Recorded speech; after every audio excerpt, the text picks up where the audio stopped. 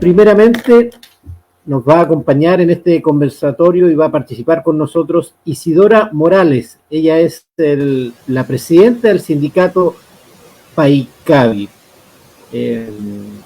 Hola.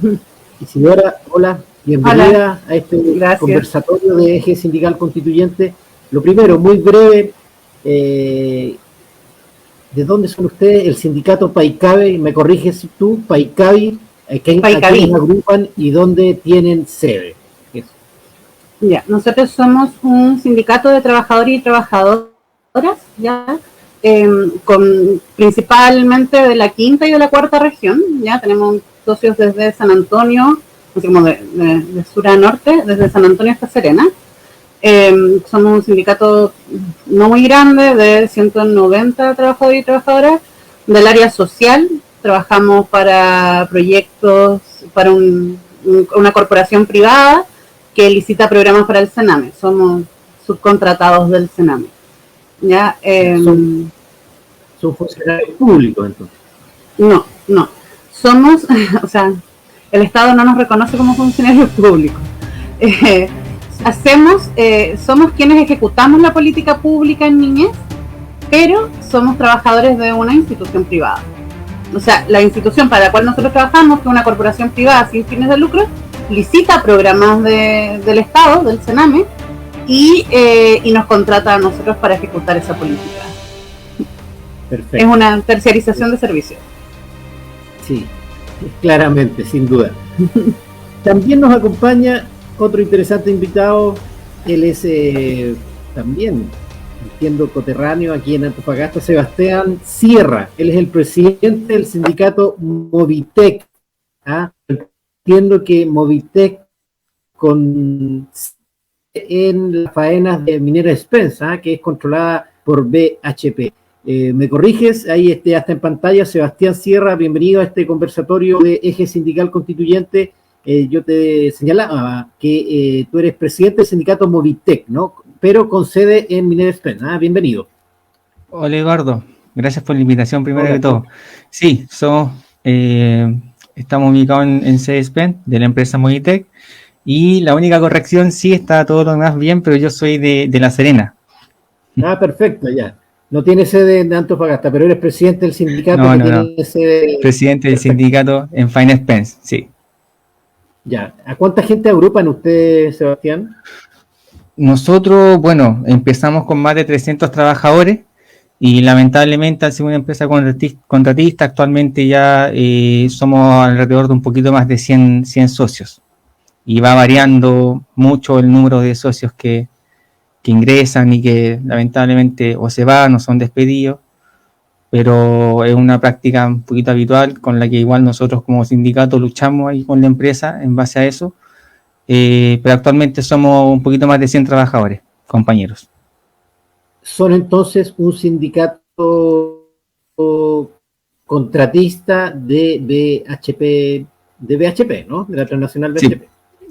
Sí, bueno, nosotros somos un sindicato de la empresa Movitec que presta servicios para BHP en la Fine Spence. Ya, correcto. Bueno, también tenemos como invitado a Javier Pineda, quien en cualquier momento se va a unir. Él es abogado fundador, además de la Defensoría Popular, y fue candidato también a constituyente en el Distrito 10 en Santiago. Ojalá pueda también unirse a esta conversación. Yo lo planteaba al comienzo, muchachos, el tema es derecho a huelga y negociación colectiva, prioridades constituyentes. Partamos por Isidora. En el caso de usted, Isidora, que nos cuente un poco cuánto tiempo llevan como sindicato y si ustedes han tenido procesos de negociación, han tenido que enfrentar procesos de negociación colectiva como organización sindical. Sí, de hecho, bueno, nosotros como sindicato nos conformamos, la asamblea fundacional fue en junio del año 2013. Este año cumplimos 8 años como sindicato de trabajadores y trabajadoras y acabamos de tener nuestro primer proceso de negociación colectiva. Nos demoramos un montón en hacerlo. Lo terminamos hace no mucho. La firma de nuestro contrato colectivo fue el 12 de julio, hace un mes, el cual, bueno, fue enorme, un proceso súper largo, porque nosotros como somos un sindicato de una corporación que licita programas para el Estado, hay un artículo en el Código Laboral, que es el artículo, fue algo que, bueno, hay un artículo en el Código Laboral, que fue algo que nosotros peleamos un montón, que le permite a las empresas que tienen fondos estatales no negociar colectivamente con sus trabajadores y trabajadoras, ¿ya? Y nosotros tuvimos que llevar, bueno, la empresa se acogió a ese artículo y tuvimos que pelearlo en la Inspección del Trabajo, ¿ya? Entonces ese fue la primera patita de nuestra negociación colectiva, el pelear nuestro derecho a negociar colectivamente. Lo ganamos, ¿ya? Nosotros sabíamos que podíamos ganarlo porque habían antecedentes previos con otros sindicatos del área, y ahí empezó nuestro proceso de negociación colectiva, el cual culmina con 29 días de huelga efectiva. Fue larga. Mira. Muy largo. Sí. 29 días de huelga. 29 días de huelga efectiva. Ya.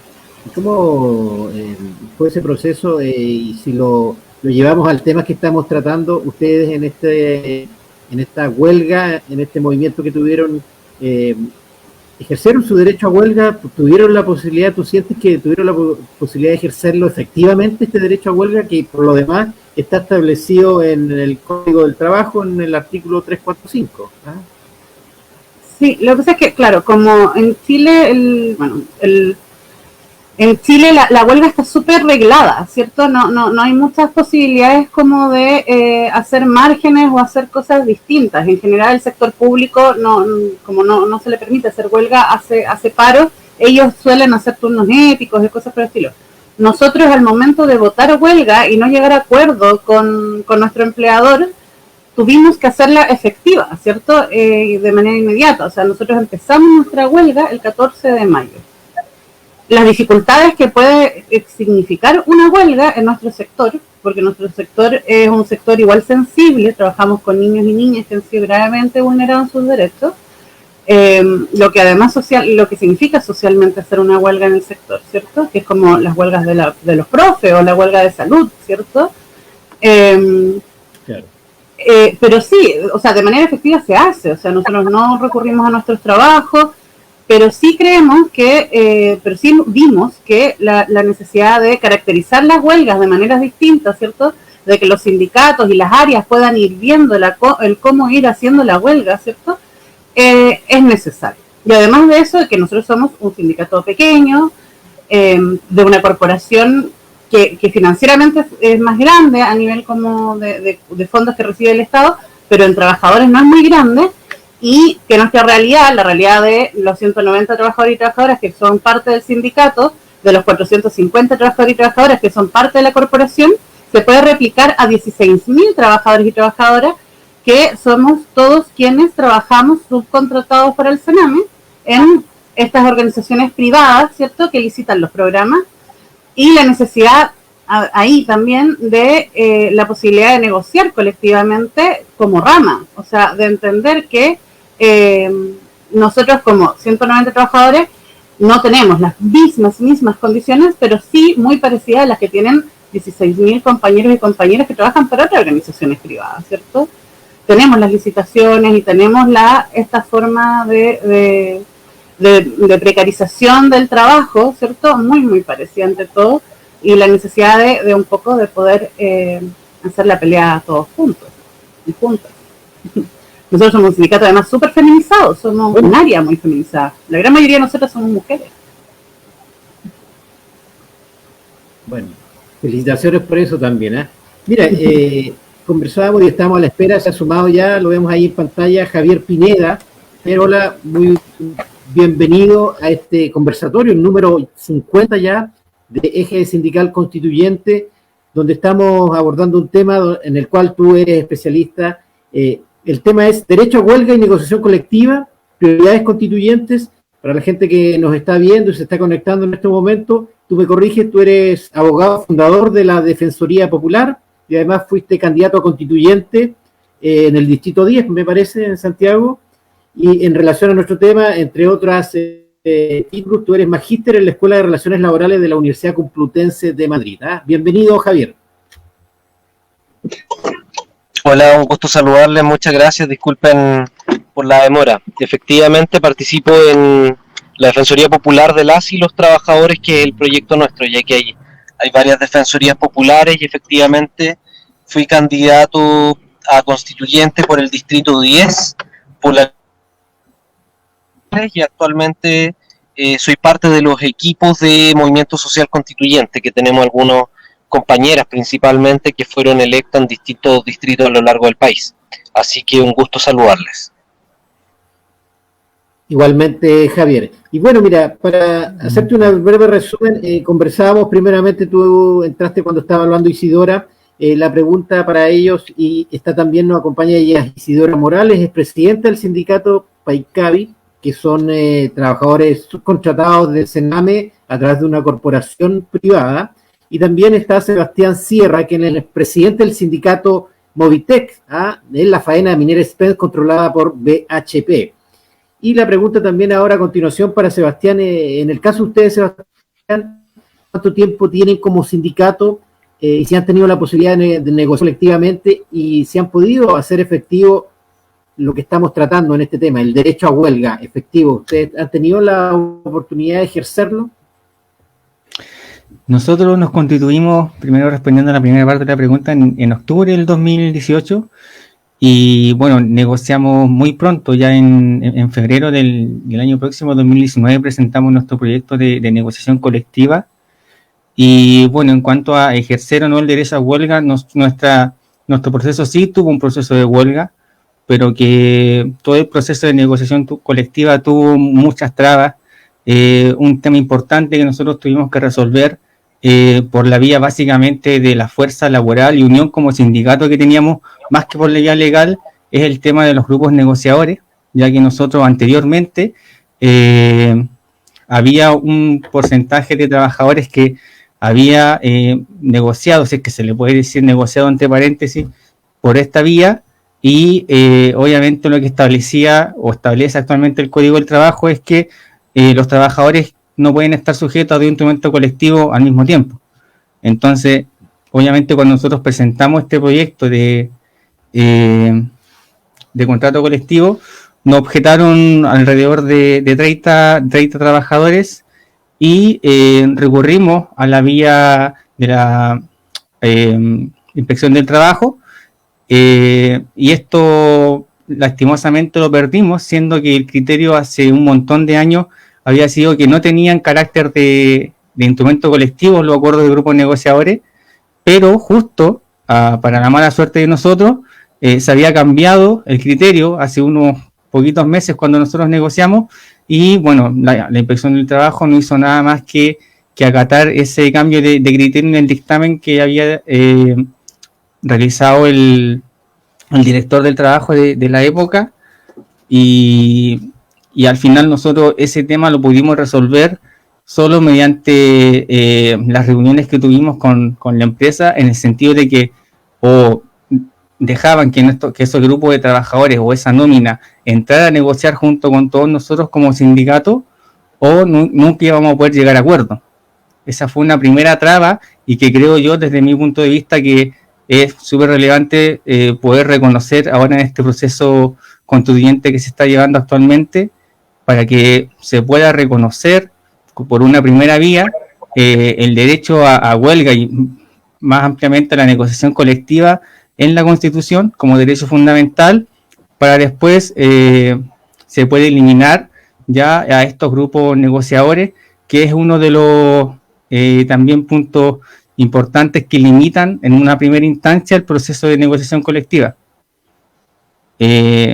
Posteriormente, si me permite como ampliarme en mi relato, sí, efectivamente tuvimos 11 días de huelga efectiva nosotros, pero ahí nos encontramos con otros impedimentos, como por ejemplo el hecho de que nosotros somos una empresa de movimiento de tierra, que la constituyen varios trabajadores, operadores de maquinaria pesada, y una de nuestros derechos cuando nos fuimos a huelga era que no se pudieran ocupar los equipos mientras nosotros estuviéramos en huelga efectiva, los equipos de las maquinarias. Y nos encontramos con la sorpresa de que igualmente, ya sea operadores de otra empresa contratista o inclusive a veces de la misma empresa mandante, operaban de igual forma los equipos que eran de la empresa y que en teoría, según lo que dispone la ley, en este caso el Código del Trabajo, no se podían usar. Obviamente nosotros ante esa situación recurrimos con la denuncia respectiva ante la Inspección del Trabajo, pero la empresa no hacía más que pagar las multas. No es una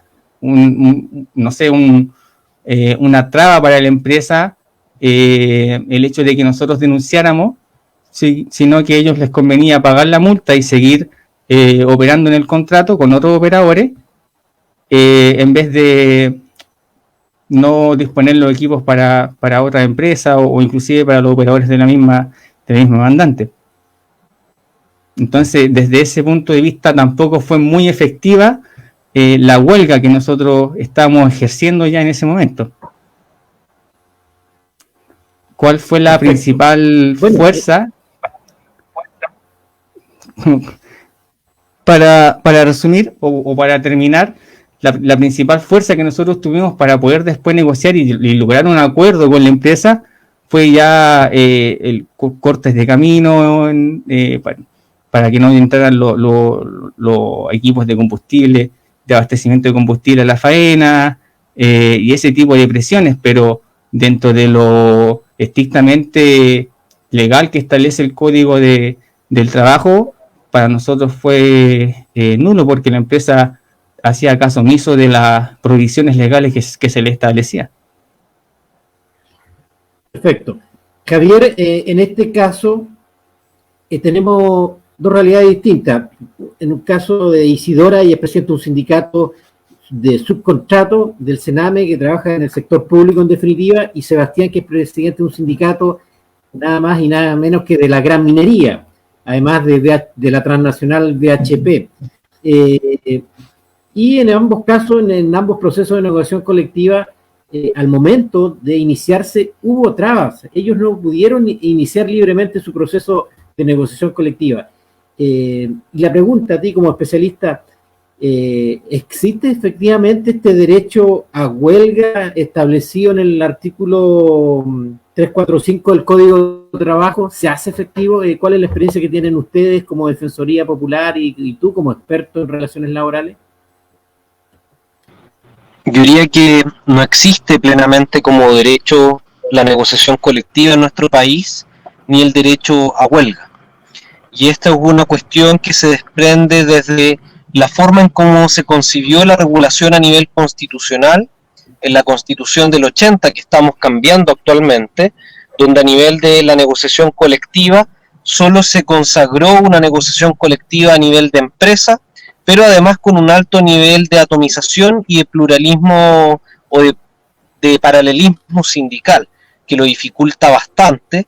Y por otro lado, respecto a la huelga, no existe una huelga efectiva toda vez que está sumamente procedimentalizada y que incluso cuando se terminan y se completan todas las fases de ese procedimiento para llegar a ejercerla, existen figuras, por ejemplo, como los servicios mínimos, que obligan al sindicato a abastecer de un número de trabajadores a la empresa, pero también otra figura que son las adecuaciones necesarias, que permiten reordenamientos por parte del empleador para satisfacer y en la práctica producir un reemplazo de los trabajadores. Lamentablemente esa legislación no es tan antigua, a diferencia de la consagración constitucional. Los efectos que denuncian desde el sindicato Paicaví, desde el sindicato de la minería, dicen relación con la reforma laboral de Michelle Bachelet en su segundo gobierno, que contempla estas trabas. Bueno, hay algunos sectores del subcontrato que reciben financiamiento público, se le establece una provisión en base a los aportes que reciben, y por otro lado, respecto a los grupos negociadores, esta es una mala interpretación que realiza el propio director del trabajo, que aun cuando no tienen las facultades para hacerlo, tal como mencionaba Sebastián, en la práctica igual lo hacen a través de dictamen. Entonces creo que los problemas que se manifiestan hoy día en el Código del Trabajo recogen una concepción en la cual se intenta disminuir la fuerza de la clase trabajadora. Entonces, si vemos nosotros la forma en cómo sobre todo está pensado el derecho a la negociación colectiva, el derecho a la huelga, es más que garantizarlo como derecho, en realidad se pregunta al empleador cómo impide el ejercicio de esos derechos estableciendo una serie de limitaciones. Javier, y en el contexto actual, y tú nos contabas también que estás asesorando a algunos constituyentes, la importancia de este tema, el derecho a huelga y la negociación colectiva en este proceso, ¿es una prioridad este tema para los constituyentes?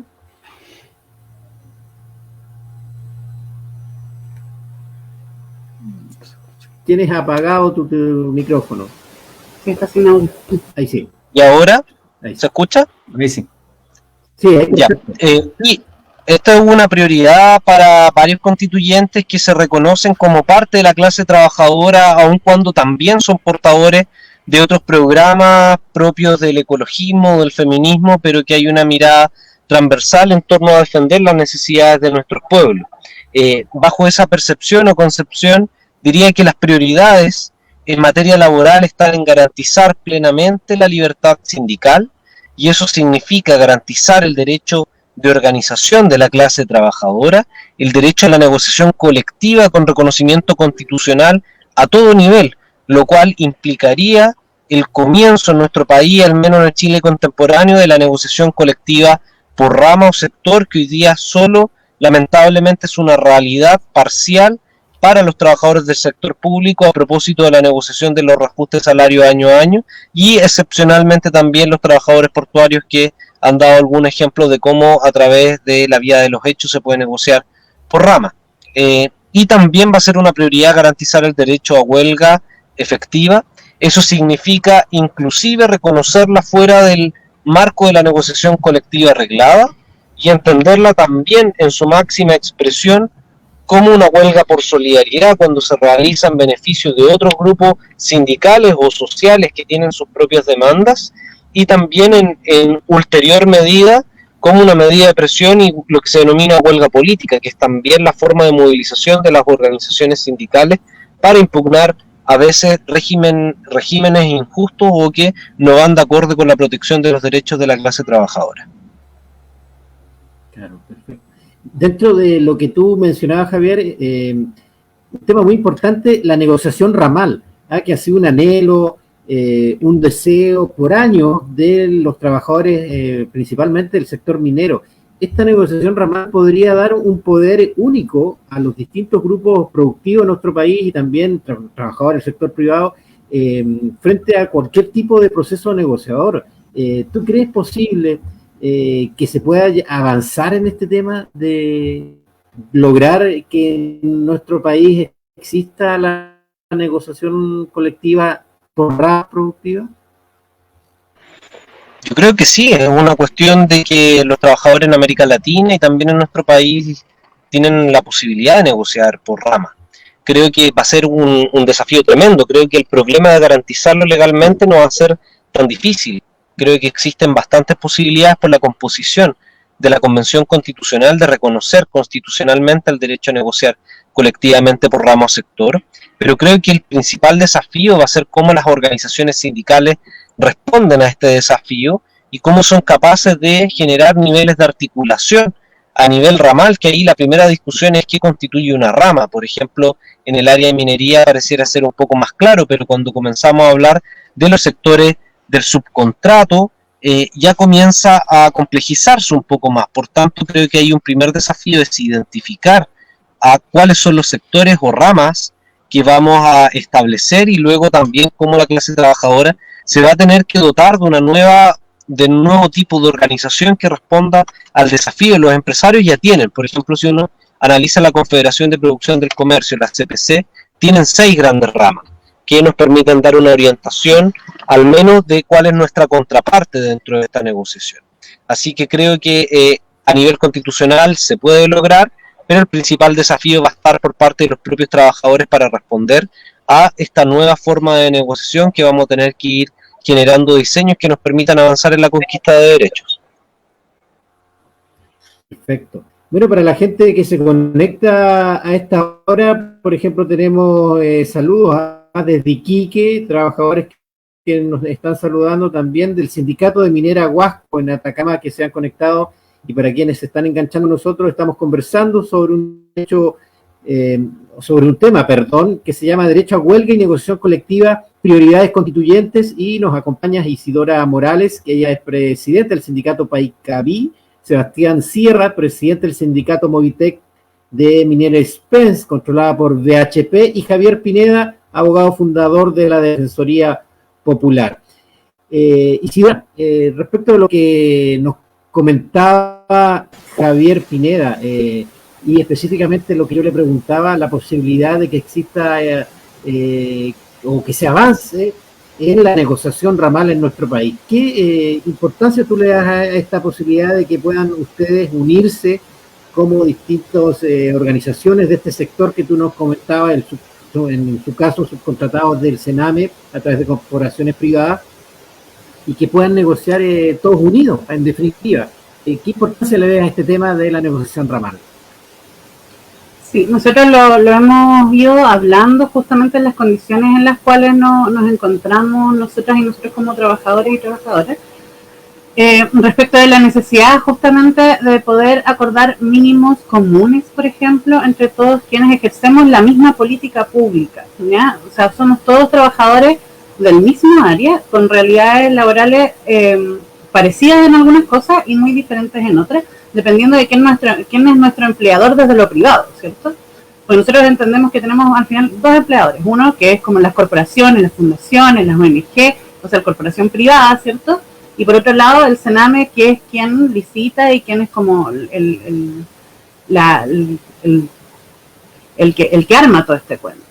Y ahí vemos la necesidad de justamente el mandante, justamente. Y ahí es donde nosotros vemos la necesidad de poder unirnos, de poder trabajar colectivamente, y es donde hemos también ido teniendo algunos acercamientos con algunos sindicatos y donde también hemos estado hablando con algunos constituyentes y algunas constituyentes, mostrando la realidad en la cual estamos nosotros como trabajadores y trabajadoras. La huelga que llevamos nosotros, esta de 29 días como Paicaví, es la primera huelga del área. ¿Ya? No había habido una huelga en el área en Chile anteriormente. Y a raíz de ella justamente es que empieza también a mostrarse esta necesidad de organización, ¿cierto? De organización mucho más allá de la atomización de los sindicatos. De los sindicatos así como atomizados, como cada uno por su lado. Y vemos la necesidad de trabajar en una situación más ramal, ¿cierto? Como lo hay en Uruguay, como lo hay en otros lugares donde pueden haber a lo mejor corporaciones privadas que lleguen a cabo parte de la política pública. En Chile ya es obsceno, o sea, el 97% de la política pública en niñez la llevan privados.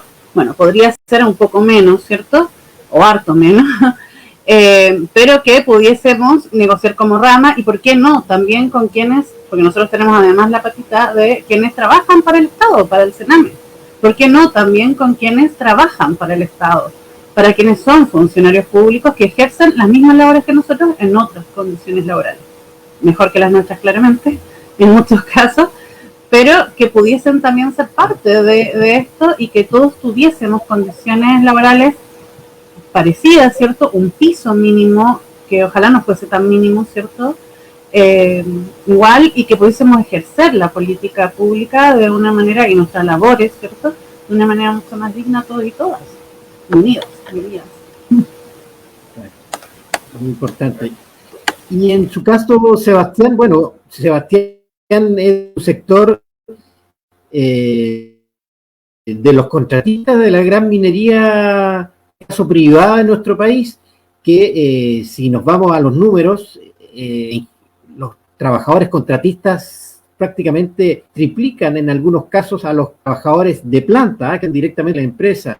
En el caso de ustedes, Sebastián, este tema de la negociación ramal, sin duda, es un arma muy poderosa que les puede entregar un mayor poder al momento de llegar frente a estas grandes empresas, ¿no?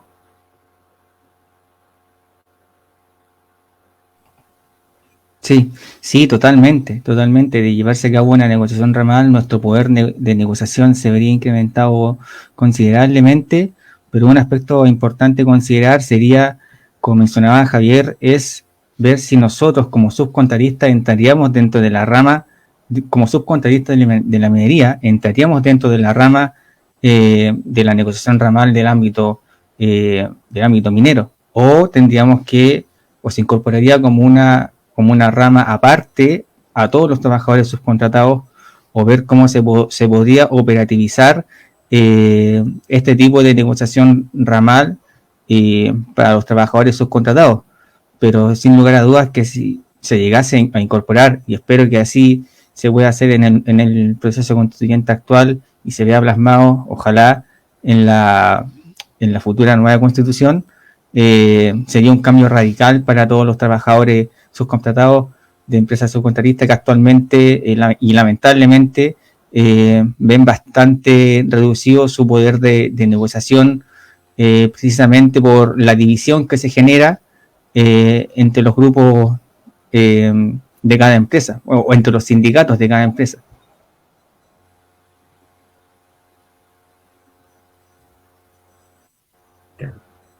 Se pierde un poco tu audio, Sebastián, pero bueno, Javier, bueno, hay un comentario de Alfonso Hernández ahí en esta transmisión que hace referencia justamente a lo que tú señalabas, este tema de los servicios mínimos que quedó establecido durante el gobierno de Michelle Bachelet. Un saludo también a don Alfonso Hernández que se conecta con nosotros. Javier, tú que estás ahí en medio de lo que está haciendo este proceso histórico de establecimiento primeramente de los constituyentes, suponemos que en este momento este tema que estamos tratando, el de huelga y negociación colectiva como prioridad constituyente, no es una prioridad, porque todos hemos visto que ha costado que se constituya, justamente se constituyan los constituyentes, ha existido una serie de problemas y supongo que en estos momentos las prioridades pasan por otro lado, ¿no? Es así, que nos cuente un poco cuál es la realidad que se está viviendo en estos momentos con los constituyentes. No, yo diría que está en la fase de instalación, que por lo general todo proceso que se constituye a sí mismo, y eso es una característica positiva, porque lo contrario significa que las reglas del juego venían determinadas de antemano, requiere un momento de caos y de ordenamiento interno para dotarse de sus propias reglas de funcionamiento. Lo que hemos visto esta semana es la dictación de las primeras normas para dotarse de una estructura mínima. ¿Cuál es la estructura mínima que ya se encuentra aprobada? La constitución de comisión de reglamento, que va a determinar la forma en que va a funcionar esta convención constitucional, incluyendo los mecanismos de participación popular que van a tener principalmente las organizaciones sindicales. Entonces ahí yo diría un primer desafío. Si las organizaciones sindicales quieren que sus temas estén ahí, bueno, por tanto van a tener que incidir bajo los mecanismos de participación que allí se establezcan. Hay varias organizaciones que ya vienen trabajando en esas iniciativas, por ejemplo, audiencias públicas para quienes en las materias que le importan a las organizaciones sindicales tengan la posibilidad de plantear, por ejemplo, el reglamento. Ahora la discusión solo sobre el reglamento para crear estos mecanismos de participación va a tener instancias de participación popular. Les diría que sería importante que como eje sindical constituyente, en la medida que convocan a distintos sindicatos, puedan llevar sus propuestas sobre los mecanismos de participación del mundo sindical. O por ejemplo, en el caso de algunos sectores en particulares, de cómo se van a dar las discusiones al interior del mundo del trabajo. Por ejemplo, ayer una constituyente planteaba de que exista una determinada cantidad de minutos, horas al día, para que los trabajadores dentro de la jornada del trabajo, sin descuentos, tengan la posibilidad de informarse sobre estos debates. O por ejemplo, que ustedes tengan la posibilidad de convocar a personas que estén vinculadas al proceso a que vayan actualizándole respecto a cómo este avanza durante el horario de trabajo y en el peor de los casos fuera del horario de trabajo. Pero creo que ahí también hay un desafío importante en las organizaciones sindicales de cómo van haciéndose parte del proceso, porque yo diría que van a estar los mecanismos. Podría dar fe de aquello. Tenemos una mayoría de algunos sectores que estamos pujando esta apertura y una táctica de desborde del proceso constituyente, de que vaya más allá, de que exista protagonismo popular. Obviamente hay una tensión entre aquellos sectores más reaccionarios que no lo quieren hacer, pero que yo diría que a lo menos respecto a las comisiones que se han aprobado, va a estar. Por ejemplo, hoy día se aprobó una comisión muy importante, que es que antes de la elaboración del reglamento ya va a existir una comisión de participación popular y educación popular constituyente. Esa comisión va a ser clave para llevar las discusiones de la Convención Constitucional hacia las organizaciones de base, incluyendo las sindicales, pero también el diálogo al revés, de cómo la Convención Constitucional escucha las reflexiones que vengan de las organizaciones sindicales y organizaciones de base. Efectivamente, todavía no comienza la discusión sobre contenido, pero es natural que a lo menos durante el primer mes, durante los primeros 2 meses, se vayan estableciendo las bases y mecanismos de participación y funcionamiento de la propia Convención Constitucional, para que después, en esta segunda etapa, que debiese durar más de 6 meses, ya comencemos la discusión contenido por contenido. Creo que hay algunas materias que van a ser relevantes y directamente van a afectar a las organizaciones de trabajadores, que son, por ejemplo, la discusión sobre derecho al trabajo, sobre derechos sociales, pero también creo que las organizaciones sindicales tienen el desafío de plantear un programa constituyente en cada una de las materias que nos va a regir. Por ejemplo, los sindicatos tienen que pensar de qué forma las trabajadoras y trabajadores van a participar democráticamente en la institucionalidad que vayamos a crear a nivel legislativo, incluso, ¿por qué no?, a nivel judicial, a nivel de órganos de contrapoder, etcétera. Entonces creo que esta semana ha sido de instalación, se han dado avances, o sea, estas 2 semanas ya, que se han creado algunas comisiones, y yo diría que lo bueno es que es un proceso abierto que permite la disputa política. No hay resultado asegurado, pero a lo menos las élites políticas y económicas que quisieron limitar el proceso a través de este acuerdo por la paz y la nueva constitución, hoy en día no lo han cerrado y todavía sigue estando abierto a que las organizaciones populares y sociales desbordemos el proceso constituyente institucional. Respecto a ese último tema, Javier, que tú dices, desbordemos el proceso constituyente, un tema muy importante que hace mención, estos mecanismos de participación popular.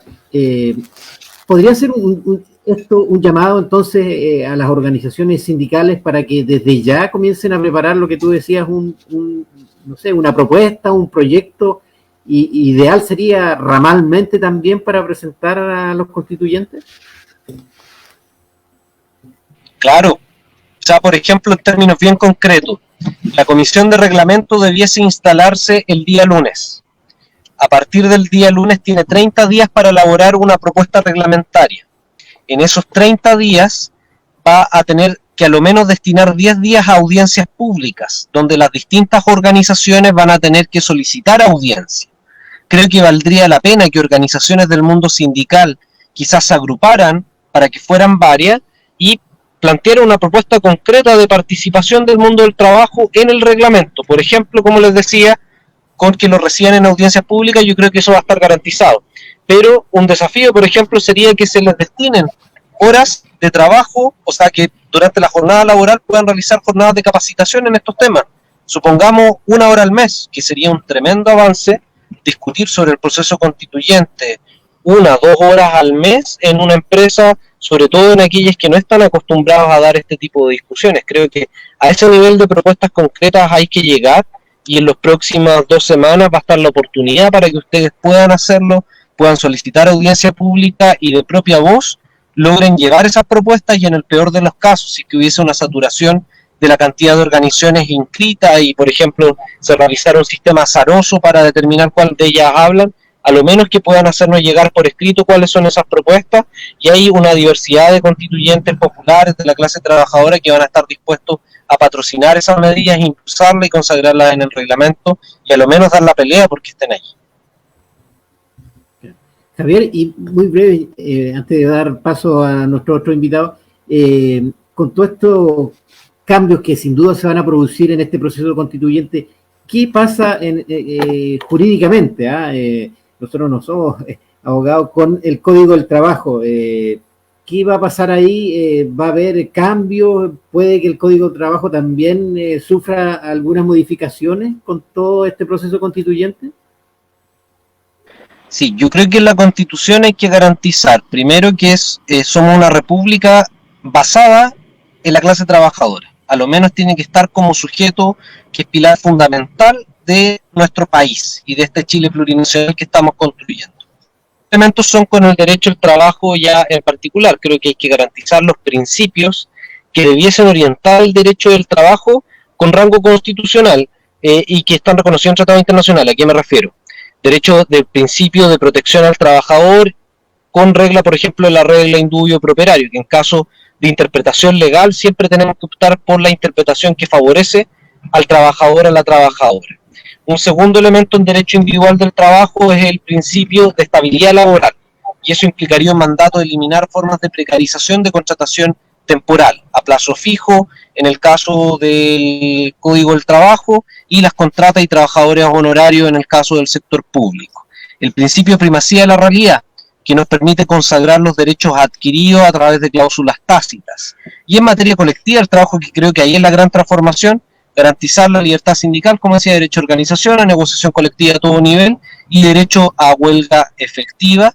Y eso implicaría, por ejemplo, que a nivel de las normas transitorias, dispongamos que en concreto el Código del Trabajo, en la medida que es contradictorio con estos principios constitucionales, tendrá que ser reformado en un determinado plazo, que podría ser un año, podría ser un año y medio, y eso va a implicar que la clase trabajadora ya comience a partir de estas grandes orientaciones constitucionales a construir un nuevo modelo de relaciones laborales que, por cierto, va a tener que cristalizarse en nuevas normas que le llamamos Código del Trabajo. Perfecto. Isidora, ¿cómo recibes tú, como presidente de un sindicato del sector público, lo que nos señala Javier? Bueno, aparte de agradecer a Javier también porque nos actualiza y de primera fuente hemos conocido lo que está sucediendo con nuestros constituyentes. Isidora, la pregunta es, ¿cómo ves tú esta premisa que ha plantado Javier, una república basada en la clase trabajadora, que a través de este proceso constituyente pueda establecerse? ¿Cómo lo ves tú como presidente de un sindicato del sector público? Nosotras hemos visto el proceso constituyente desde un comienzo como una esperanza de cambios importantes.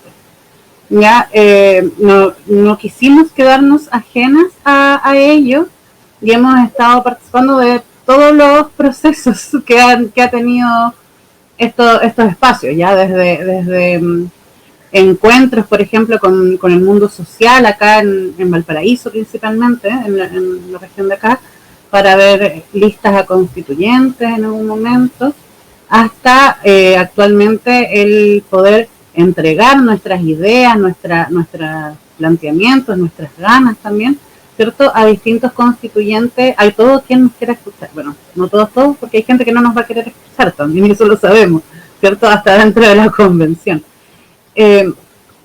A pesar de, creemos que la conformación también que tiene la constituyente también nos da la posibilidad de justamente instaurar algunos temas. ¿Ya? Creo que lo que dice Javier a mí me hace mucho sentido, no solo a mí, yo sé que a los compañeros y compañeras con los cuales trabajo también les hace sentido, y justamente desde ahí es donde queremos impulsar algunas cosas. Por un lado, desde el mundo del trabajo, ¿cierto?, desde nuestra realidad, que a pesar de que está bastante invisibilizada, no somos menor, somos 16.000 trabajadores y trabajadoras, ¿cierto? Y también desde el tema de niñez, o sea, entendiendo que nosotros somos trabajadores, somos trabajadoras, pero también somos trabajadores y trabajadoras de un tema específico. Y ahí es donde nos juntamos, nos encontramos y buscamos la posibilidad de encontrarnos con justamente estos constituyentes electos, ¿cierto? Y estas constituyentes electas, que van más en la línea justamente de escuchar y de ir por un programa transformador. Creemos que es una muy buena oportunidad, creemos que es importante el hacerse parte, y creemos que sí hay que hacer cambios importantes para Chile, ¿cierto? Y que la clase trabajadora sin duda alguna tiene que ser escuchada. Y tiene que ser parte, no solo escuchada, tiene que ser parte importante del proceso de una nueva constitución. Sí. Bueno, respecto a este tema, hay un comentario, no alcancé a mirar Jo, dice que en el tema de la gente que trabaja con niñez, estas licitaciones cada 2 años generan una gran inestabilidad laboral, dice sin bien es también abordable. Sebastián, la misma pregunta, ¿qué te parece esta afirmación de Javier? que a través de este proceso constituyente se pueda establecer una república en nuestro país basada en la clase trabajadora. La pregunta es desde la mirada que tú tienes desde el mundo del subcontrato de la gran minería chilena. Sí, no, generaría un cambio rotundo para todos los sindicatos, ya sea, tanto ya como de los subcontratistas como de los sindicatos en general, ¿no? Como dice Javier, un cambio desde la base de la Constitución, que es como la base sobre la cual se estructura un país, implicaría necesariamente una reforma al Código del Trabajo, como Javier mencionó, y con eso ya a todos los sindicatos, los trabajadores, inclusive sin estar inclusive asociados, les daría herramientas o diseñadamente derechos con los cuales él podría tener cierta seguridad en el ámbito laboral, como la estabilidad laboral, que es un tema, yo creo que transversal en el área del trabajo y sobre todo en el mundo de los contratistas. La implementación de los principios en la Constitución es otro tema de relevancia, ya que actualmente yo lamentablemente he tenido casos donde, si bien los trabajadores lamentablemente han sido despedidos y se ha querido implementar los principios que actualmente se pueden recoger en el Código del Trabajo, siempre esto es a posteriori de ya la vulneración que sufre el trabajador post un despido injustificado, post un despido discriminatorio. Entonces ya el hecho de que se operativicen o se plasmen los principios en la Constitución y con eso ya en el Código del Trabajo generaría una seguridad a los trabajadores y a los sindicatos sobre los cuales nosotros como organizaciones colectivas podemos ya estar o equilibrar un poquito ya la balanza para con el empleador, que actualmente está bastante desigual. Perfecto. Vamos a dar paso ya a los 10 últimos minutos finales. Voy a comenzar con Javier. Javier, antes de la reflexión final de tu parte, una consulta. Tú hiciste referencia dentro de estas nuevas orientaciones constitucionales en materia laboral, la primacía de la realidad. Si nos pudieras explicar ese concepto, que sin duda puede ser fundamental en este proceso constituyente. Sí, el principio de primacía de la realidad significa que cuando la realidad beneficia al trabajador, ésta se privilegia por sobre incluso aquello que establezca el propio contrato o la ley. Por ejemplo, si tengo un trabajador que su jornada de trabajo en el contrato de trabajo dice que trabaja de lunes a sábado, pero que en realidad ha trabajado durante 8 meses, de lunes a viernes, cuando el empleador quiere hacerlo trabajar nuevamente el día sábado, el trabajador puede alegar que la realidad modificó su contrato. Eso se transformó en una cláusula tácita, es decir, una cláusula del contrato que no está escrita, pero que se transforma y genera a la vez un derecho adquirido por parte del trabajador. Esa concepción de la cláusula tácita de derecho adquirido solo adquiere sentido en la medida que existe un principio de primacía de la realidad. Pero esto es importante señalarlo, solo privilegia al trabajador, no aplica a la inversa. Es decir, el empleador no puede utilizar este principio de primacía de la realidad para no respetar el contrato de trabajo. Así que ese es como un elemento diferenciador y que lo hace deseable para el trabajador que se aplique este principio. Bien, Javier, y bueno, para terminar con tu participación, si nos puedes hacer tal vez una reflexión o tal vez a través de esta reflexión enviar un mensaje a los sindicatos de trabajadores principalmente, a lo cual el eje sindical constituyente está abocado en el marco de este proceso constituyente. ¿Cuál puede ser esa reflexión y mensaje para, bueno, a los miles de trabajadores que están agrupados en los sindicatos de nuestro país?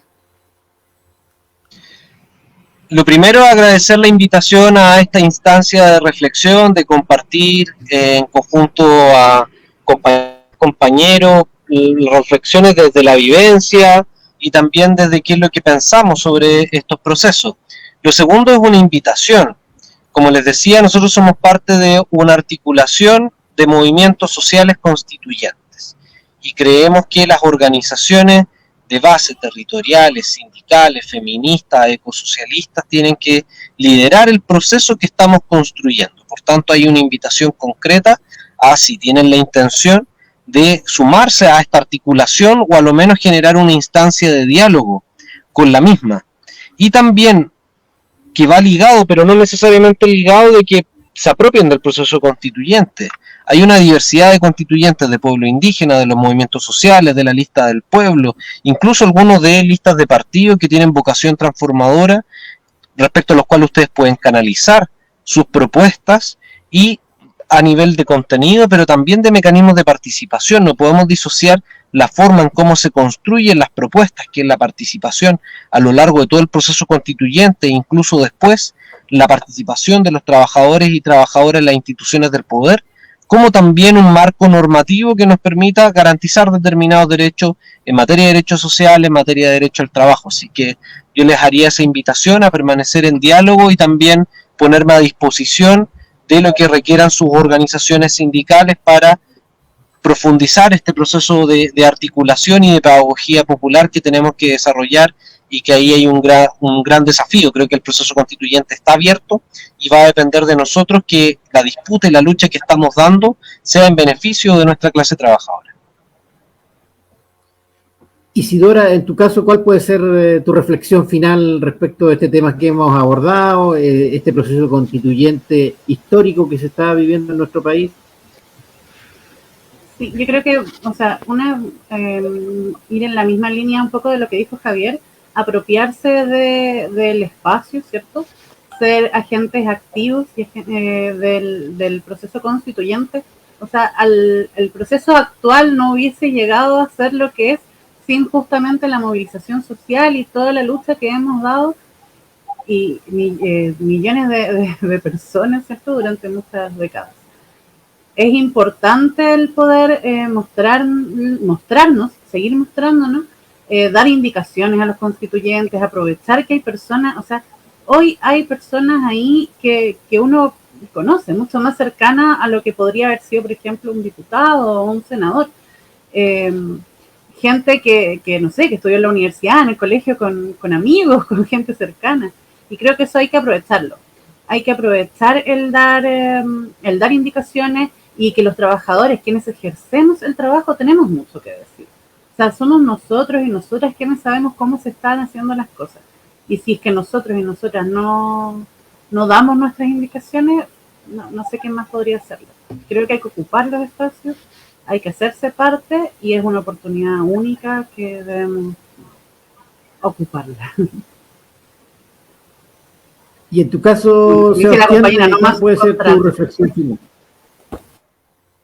Bueno, yo creo que, como bien decía Javier, nosotros como dirigentes sindicales jugamos un rol fundamental en todos los procesos de participación política, social e institucional, y tenemos una tarea, yo creo, relevante, que quizás ahora está un poquito más, se está retomando, pero que hace algunos años estaba un poquito perdida, y estaba un poco también perdido el hilo del camino que tenía que tomar quizás un sindicato, y se tocaban temas más económicos en cuanto a lograr beneficios netamente para los trabajadores, en cuanto a bonos, que un término de conflicto bueno, o quizás netamente aumento de sueldo, pero que también otra arista importante que juegan los sindicatos, y en este caso particularmente jugamos nosotros como dirigentes sindicales, es poder trasladar hacia nuestros compañeros, nuestros asociados, la importancia de informarse y traspasar nosotros. Primero informamos nosotros como dirigentes sindicales, y posteriormente informar a nuestros compañeros de los temas netamente de relevancia política y de la importancia que eso juega, para que ellos puedan participar de una manera directa y concreta y informada. Si nosotros como dirigentes quizás no realizamos esa tarea, vamos a estar faltando o cometiendo una falta que quizás nuestros mismos compañeros, socios, están pidiendo que nosotros realicemos. Entonces no hay que perder el foco en cuanto a nosotros como dirigentes sindicales, y hago un llamado también a los demás dirigentes, a informarse y no perder o no darle la importancia que tiene el hecho de participar en la vida política, social, y que ahora actualmente el proceso constituyente, nosotros como dirigentes y las asociaciones sindicales tienen y van a tener una incidencia directa. Entonces, ese sería como mi mensaje, a participar ahora durante el proceso constituyente como organizaciones sindicales, y también una vez finalizado, no perder ese hilo. Javier, muy breve, ¿algo más que agregar al cierre, palabras al cierre, como se dice? ¿Algo que agregar antes de despedirnos de tu parte? Te estoy sacando el jugo porque sin duda yo quiero agradecerte porque reitero, de primera fuente hemos conocido, en el caso de Sebastián está en Serena, Isidora está en la quinta región, yo estoy en Antofagasta, entonces conocer lo que está pasando en este proceso constituyente de una persona que está ahí mismo donde las papas queman, sin duda tiene un valor incalculable para todos nosotros que somos parte de Eje Sindical Constituyente. ¿Algunas palabras al cierre, por favor, Javier? No, ya creo que las dije, pero como les decía, a disposición todas las semanas y prácticamente todos los días que hay plenario estamos sacando breves informes, así que ponerlos a disposición para que puedan utilizarlo en sus boletines informativos, compartirlo a sus socios. Creemos que, como les decíamos, apropiarse del proceso es fundamental porque es un proceso en disputa. Así como nosotros nos ilusionamos, hay otros también que quieren que nada cambie. Por tanto, para que las cosas cambien, requerimos de una fuerza, de una masividad, entendiendo de que la mayor expresión, como lo mostramos el año 2019, es la huelga general. Y la huelga general la levantan las trabajadoras, los trabajadores, y eso se prepara, requiere educación popular y disposición de lucha. Así que a continuar, que hay que seguir avanzando como hemos avanzado hasta el momento. Bueno, muchas gracias, Javier. Sin duda, un aporte, reitero, incalculable el que has aportado. También agradecer a Isidora Morales, la presidenta del sindicato Paicaví, Sebastián Sierra, el presidente del sindicato Movitec de Minera Spend, controlada por BHP, y también a la gente que se conectó muy activamente, el sindicato Minera Huasco en Atacama, don Alfonso Hernández, gracias por sus comentarios, y Miral Jo, que también envió un saludo para Isidora. Muchachos, muchas gracias. Esto ha sido el capítulo número 50 de estos conversatorios de Eje Sindical Constituyente con el tema derecho a huelga y negociación colectiva, prioridades constituyentes. Muchas gracias por su participación y espero que nos reencontremos en una nueva oportunidad. Que estén muy bien. Gracias. Hasta luego, muchas gracias.